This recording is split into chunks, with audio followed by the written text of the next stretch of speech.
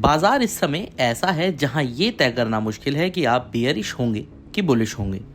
आज हम यही जानने की कोशिश करेंगे कि अगर आप बियरिश होंगे तो किन स्टॉक्स पर आपको बियरिश होना है और अगर आप बुलिश होते हैं तो किन स्टॉक्स पर आपको बुलिश होना है।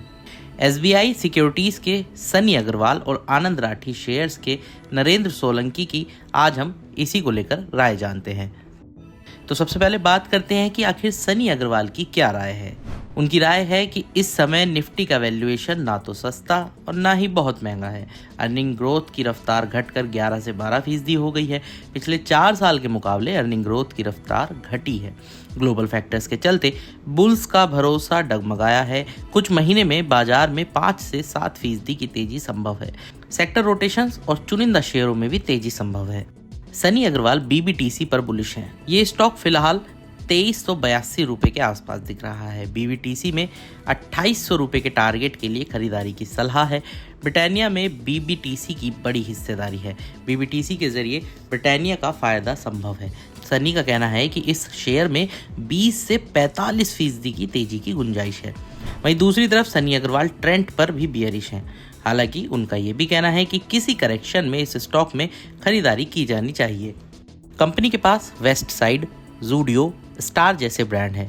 कंपनी में टाटा ग्रुप की 37% हिस्सेदारी है। हालांकि इस समय शेयर का वैल्यूएशन महंगा है।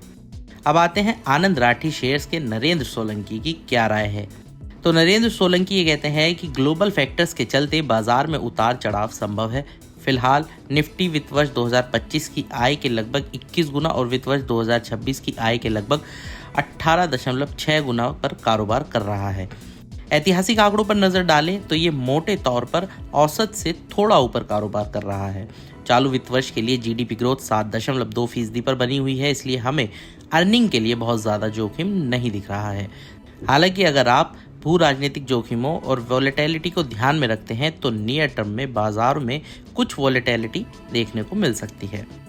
नरेंद्र सोलंकी की एम्बर एंटरप्राइजेज में 5,533 रुपये के टारगेट के लिए खरीदारी की सलाह है। उनका कहना है कि एम्बर एंटरप्राइजेज ने वित्त वर्ष 2025 की शुरुआत पॉजिटिव तरीके से की है। बाकी साल के लिए भी बेहतर संभावनाएं दिख रही हैं। स्टॉक को कंज्यूमर ड्यूरेबल्स और इलेक्ट्रॉनिक्स में अच्छी ग्रोथ की उम्मीदों से सपोर्ट मिला है। हालांकि मोबिलिटी डिवीजन के वित्त वर्ष 2025 में स्थिर प्रदर्शन करने की उम्मीद है, लेकिन हमें उम्मीद है कि वित्त वर्ष 2027 तक कंपनी की आय दोगुनी हो जाएगी। इस मजबूत ऑर्डर बुक से सपोर्ट मिलेगा। इलेक्ट्रॉनिक्स और मोबिलिटी डिवीजन के लिए मजबूत अनुकूल परिस्थितियां बनी हुई हैं। वहीं SBI कार्ड्स और पेमेंट्स में नरेंद्र सोलंकी की 665 रुपये के टारगेट प्राइस के लिए बिकवाली की सलाह है। उनका कहना है कि इंडस्ट्री में अनसिक्योर्ड लोन को लेकर चिंताएं हैं। इस तिमाही में एसेट क्वालिटी पर दबाव बढ़ा है।